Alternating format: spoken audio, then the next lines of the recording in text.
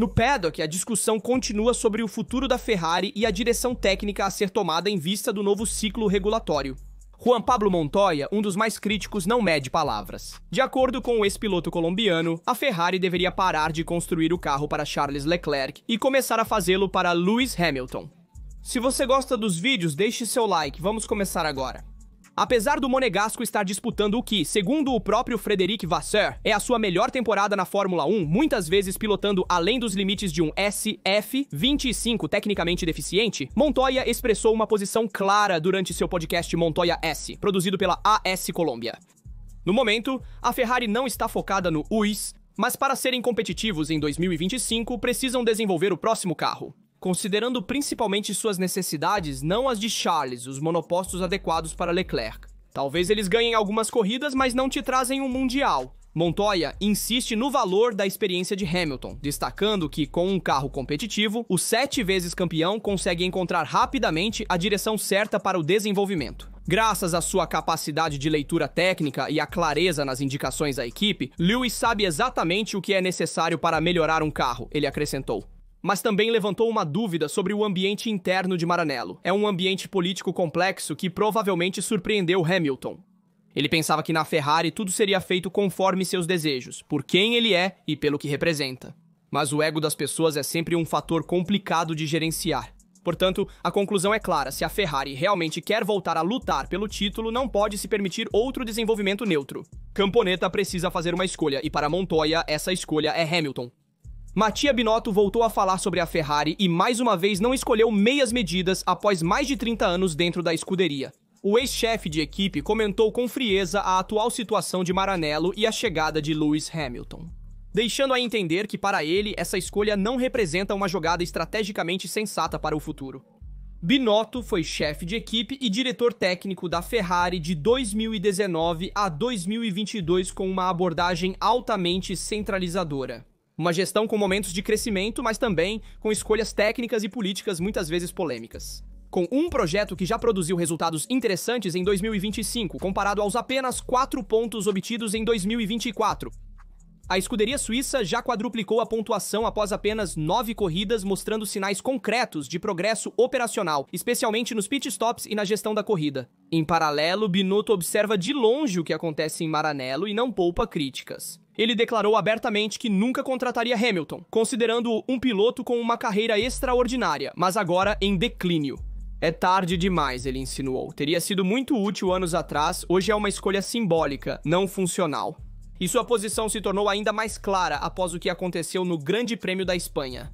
Ver um Sauber, o de Hülkenberg, ultrapassar na pista o SF25 de Hamilton, mesmo com problemas na retomada após o safety car, deu a impressão de um paradoxo técnico. Na comparação entre presente e futuro, Binotto não tem dúvidas, Hamilton representa o passado, enquanto Max Verstappen é o piloto em que toda a equipe deveria apostar. Ele é a referência absoluta, o mais completo, aquele que todos gostariam de ter em sua equipe.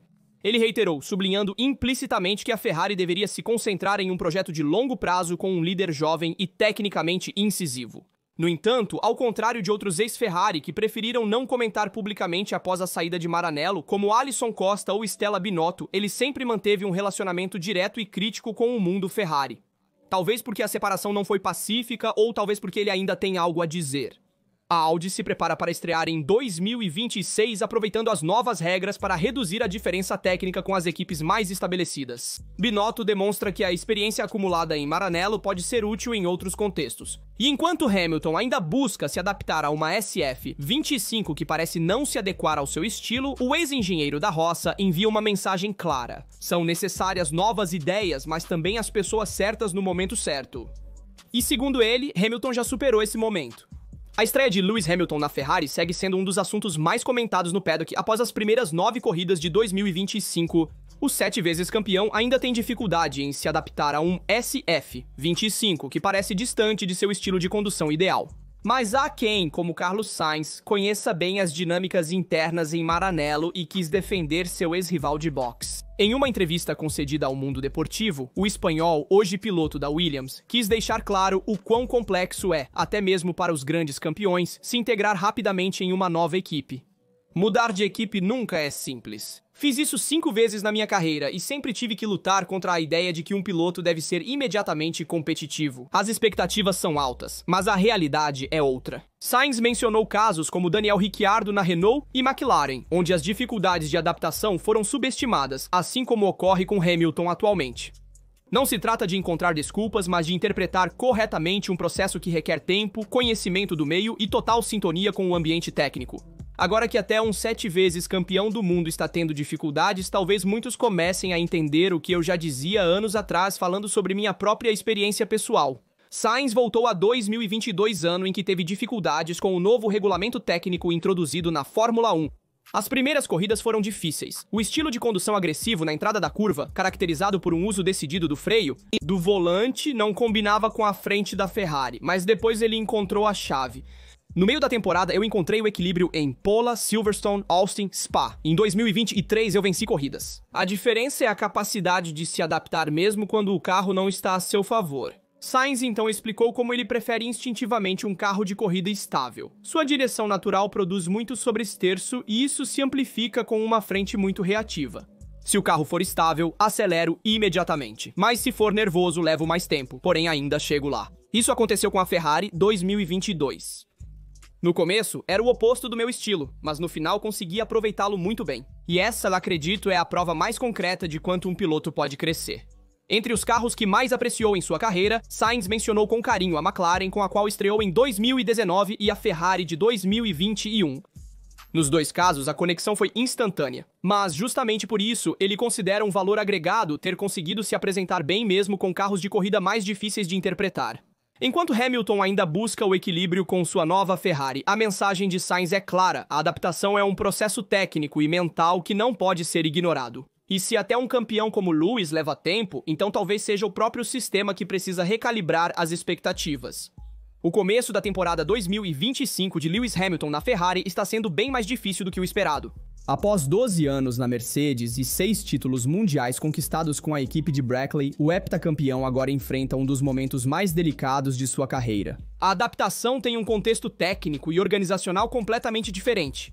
Descontando a vitória no sprint na China e o pódio em Miami sempre em formato sprint, os resultados nas corridas principais foram decepcionantes. Com o Leclerc mais incisivo e uma falta de sintonia com a SF25, no Grande Prêmio da Espanha, Hamilton largou na frente de Leclerc, mas foi instruído pela equipe a deixá-lo ultrapassar, destacando mais uma vez uma hierarquia interna fluida, mas de fato desfavorável ao inglês. Suas comunicações via rádio cada vez mais tensas com o engenheiro Ricardo Adami. E as declarações públicas repletas de frustração destacaram um desconforto que vai além do simples problema de adaptação.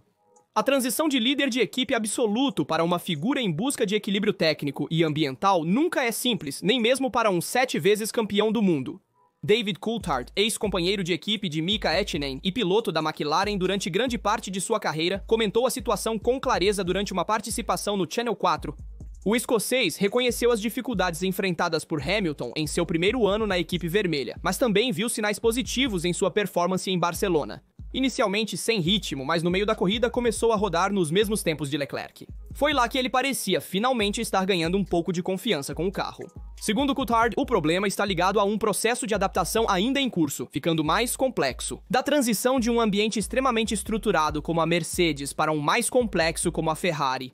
No momento, ele disse, está um pouco atordoado com todas essas dificuldades, mas há margem para melhoria. Ele não está totalmente fora de sintonia, apenas buscando um equilíbrio que falta, em um campeonato onde cada detalhe é crucial. Hamilton terá que não apenas se adaptar a um carro que não corresponde ao seu estilo natural, mas também recalibrar seu papel dentro da equipe. A SF25, com suas limitações estruturais e competitividade intermitente, não é a arma perfeita. Mas se ele conseguir encontrar a sensação certa e integrar melhor sua contribuição técnica no desenvolvimento, o potencial para reverter a tendência existe. A chave será o tempo e na Fórmula 1 o tempo nunca é demais. O Grande Prêmio da Espanha confirmou uma amarga verdade para a Ferrari. A diretiva TD018 sobre asas flexíveis não mudou nada. Em Maranello, esperava-se um impacto mais nítido, com a ilusão de que o novo coeficiente de aeroelasticidade pudesse limitar o desempenho da McLaren. Mas a pista deu outro veredicto. A equipe de Walking, na verdade, nunca realmente temeu essa regulamentação. Andrea Stella já havia previsto isso em Barcelona. A McLaren já havia testado a nova configuração desde Imola, coletando dados precisos com testes internos e na pista. Segundo ele, se tivessem montado a especificação atualizada sem o conhecimento de Norris, o piloto nem teria notado a diferença. Um sinal claro é que o impacto no desempenho foi praticamente nulo. A análise numérica confirmou que a variação entre a especificação antiga e a nova estava próxima de zero. Esta abordagem científica e previsional recompensou a McLaren, que continuou a dominar também em Barcelona. Os ajustes nas asas, embora visíveis, não alteraram o equilíbrio geral do MCL 39. Ao contrário, a Ferrari encontrou dificuldades com um comportamento mais instável nas curvas lentas e maior sobreviragem nas curvas rápidas. Mesmo com a nova asa dianteira trazida para a pista, com outwash mais acentuado e estrutura mais complexa nos flaps superiores e endplates, um design inspirado na Mercedes. O efeito final não influenciou no resultado. Leclerc e Hamilton analisaram juntos os dados do Grande Prêmio da Espanha em Maranello. A nova asa modificou o fluxo de entrada, mas o equilíbrio geral do carro continua precário. Segundo Stella, essa situação era completamente previsível. Os monopostos que já sofriam com problemas de equilíbrio, como a Ferrari, são os que tiveram mais dificuldades para se adaptar. Não é coincidência que a McLaren, que investiu meses no estudo da TD 018, não só não sofreu reveses, mas manteve o controle das operações na pista. E é aqui que se abre o verdadeiro ponto crítico para Maranello, a falta de capacidade preditiva. A Ferrari, teoricamente, possui as mesmas ferramentas que a concorrência, mas não conseguiu antecipar os efeitos da nova diretiva. A diferença está na leitura estratégica e interpretação técnica dos regulamentos, não nos CFDs ou bancos de teste. O fato de que em Betone inferior se pensava em um efeito significativo do TD 018 é preocupante. Frederic Vasseur indicou setembro como uma possível janela para uma evolução importante, mas o risco real é que a essa altura a McLaren já tenha hipotecado ambos os títulos. Por isso, Hamilton, mesmo contribuindo para o desenvolvimento, sugeriu pensar no monoposto de 2025. A Ferrari segue em busca de respostas. Ela tem a capacidade de recuperar a desvantagem técnica para os líderes atuais? A Fórmula 1 continua a crescer a ritmos impressionantes e os números divulgados pelo patrocinador United confirmam isso. No período 2024-2025, os investimentos dos patrocinadores chegaram a 2,04 bilhões de dólares, consolidando a Fórmula 1 como um dos esportes mais atraentes a nível global. Apenas a 2,49 bilhões, enquanto a 1,90 e 1,5 bilhões... A expansão global liderada pela Liberty Media contribuiu de maneira decisiva para este resultado, aumentando a exposição do campeonato em mercado-chave e tornando a Fórmula 1 muito mais atraente para grandes marcas internacionais. As equipes atualmente gerenciam 340 acordos ativos com 319 marcas com um valor médio por contrato de cerca de 6 milhões de dólares. No topo da classificação está a Mercedes, lidera com dólares americanos, 550 milhões arrecadados de patrocinadores. Seguem Ferrari com 450 milhões, Red Bull com 400 e McLaren com 350.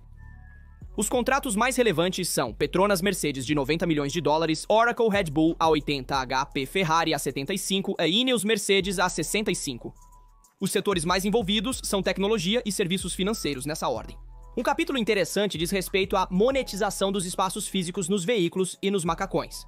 Colocar um adesivo no airbox de um carro de Fórmula 1 pode custar entre 5,7 e 7,5 milhões de dólares por temporada.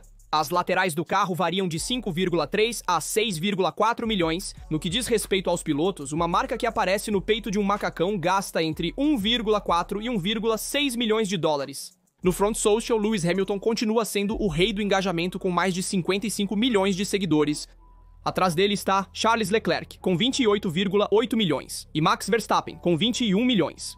Vale destacar também o crescimento explosivo de Oscar Piastri e Liam Lawson, cuja popularidade nas redes sociais aumentou 70% no último ano. Leclerc lidera em patrocinadores pessoais, com 18, seguido por Hamilton e Alonso, ambos com 16. Porém, o líder em interações sociais relacionadas às marcas é Lando Norris, com mais de 32,4 milhões de engajamentos, seguido por Leclerc com 29,2 milhões. A ligação entre desempenho esportivo, visibilidade digital e retorno econômico nunca foi tão direta. Na nova era da Fórmula 1, as vitórias são cada vez mais disputadas também fora das pistas. A Fórmula 1 está se aproximando de uma das revoluções regulatórias mais radicais de sua história, mas as contradições internas do sistema estão se tornando cada vez mais evidentes. Um dos pontos principais se refere ao tema dos testes. Desde que, em 2009, os testes privados foram banidos com a intenção de reduzir os custos e nivelar o campo. As equipes se adaptaram entre simuladores, CFDs e limites mais rígidos. Mas o retorno disfarçado dos testes de carros anteriores, reacendeu o debate. A partir de 2024, as equipes estão autorizadas a realizar testes com o monoposto, projetados conforme as regras dos últimos 3 anos antes da temporada atual. Atualmente, é possível rodar com carros de 2022, uma isenção útil para jovens pilotos rodarem, mas que as equipes estão usando para propósitos mais amplos. A Federação Internacional de Automobilismo tentou colocar um freio, introduzindo a partir de 2025 um limite máximo de 20 dias por equipe e 1.000 km por piloto a serem distribuídos em 4 sessões, mas o sistema permanece permeável. Esses TPCs não estão incluídos no orçamento CAP, pois não afetam diretamente o desempenho dos carros do ano atual. O resultado é que as equipes estão multiplicando as sessões na pista, com um aumento de custos que se queria evitar. Alpine e Aston Martin recentemente rodaram em Monza, Ferrari continuou a testar em Fiorano. Nos carros revezam-se nomes como Duan, Aeron, Miata, Arthur Leclerc e David Rigon. Mas quantos destes realmente estrearão na Fórmula 1? Frequentemente são quilômetros percorridos mais valiosos para o desenvolvimento ou evolução dos pilotos. Enquanto isso, os testes da Pirelli para os pneus de 2025 foram realizados em Montemelo, na segunda-feira pós Grande Prêmio, aproveitando a logística do fim de semana para reduzir custos. Mas para outras equipes, levar um carro para Monza por 3 dias tem custos muito mais altos. Por isso, a reflexão volta ao início. Não seria melhor, neste ponto, reintroduzir testes coletivos programados, centralizados, regulados e compartilhados?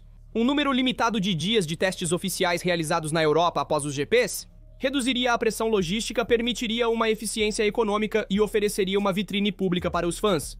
Hoje, a Fórmula 1 corre o risco oposto de se fechar em si mesma, enquanto se prepara para um 2026 cheio de incógnitas técnicas. De acordo com rumores, os primeiros testes do próximo ano ocorrerão a portas fechadas. A preocupação é concreta, o medo de que os novos monopostos possam se mostrar instáveis, lentos ou difíceis de desenvolver. Fechar tudo em um momento tão delicado não é a solução. Transparência e coragem são necessárias. Liberty Media e Federação Internacional de Automobilismo deveriam considerar a ideia de abolir os testes de carros anteriores como são atualmente estruturados e substituí-los por sessões coletivas regulamentadas. Não para nivelar, mas para garantir um desenvolvimento mais lógico, sustentável e coerente. Porque em 2025 está em jogo muito mais do que um novo ciclo regulatório. Está em jogo a credibilidade técnica da categoria principal.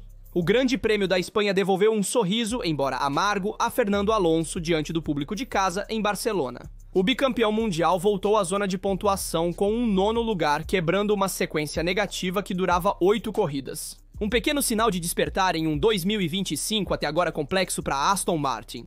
Mas para Alonso, a Espanha sempre foi terra de contrastes, alegrias imensas e longas esperas. Foi justamente neste circuito, em 2013, que ele conquistou sua última vitória na Fórmula 1 ao volante da Ferrari. Desde então se passaram 12 anos, uma aposentadoria temporária entre 2019 e 2020, 209 corridas sem vitórias, e uma carreira que, quase aos 44 anos, parece desafiar toda a lógica. Com 32 vitórias em 410 GPs disputados desde 2001, Alonso segue sendo um dos talentos mais puros de sua geração. Mas essa sequência negativa o levou diretamente para o 2º lugar absoluto na classificação dos pilotos em Barcelona, com o maior número de corridas consecutivas sem uma vitória. Alonso ultrapassou Andrea de Césares, ícone da F1 nos anos 80 e 90, ficando atrás apenas de Nico Hülkenberg. De 1980 a 1994, o romano disputou 208 corridas sem vencer, mas obteve uma pole position e 5 pódios, sendo 2 segundos lugares com a Alfa Romeo em 1983. Mas o recorde permanece firmemente nas mãos de Hülkenberg, que cruzou a linha de chegada de 236 corridas sem vitórias. Nenhuma vitória ou pódio, mas uma pole position inesquecível no Brasil em 2010. Porém, o percurso de Alonso é distinto. Sua carreira teve picos altíssimos, títulos mundiais, batalhas lendárias e mudanças de equipe que o fizeram protagonista em todas as eras da Fórmula 1 moderna. O fato de ele ainda lutar por pontos hoje atesta sua longevidade técnica e mental. Mas, ao mesmo tempo, a ausência de sucessos nos últimos 12 anos levanta questões sobre por que um talento desse calibre não conseguiu mais vencer. Escolhas erradas, equipe inadequada e azar, possivelmente um combo disso tudo. Barcelona, entretanto, reservou para Alonso uma ovação de pé pelo seu retorno aos pontos. Mas também uma amarga estatística que conta melhor do que qualquer palavra o quão difícil é mesmo para os melhores voltar ao topo. A questão agora é, a 33ª vitória virá um dia?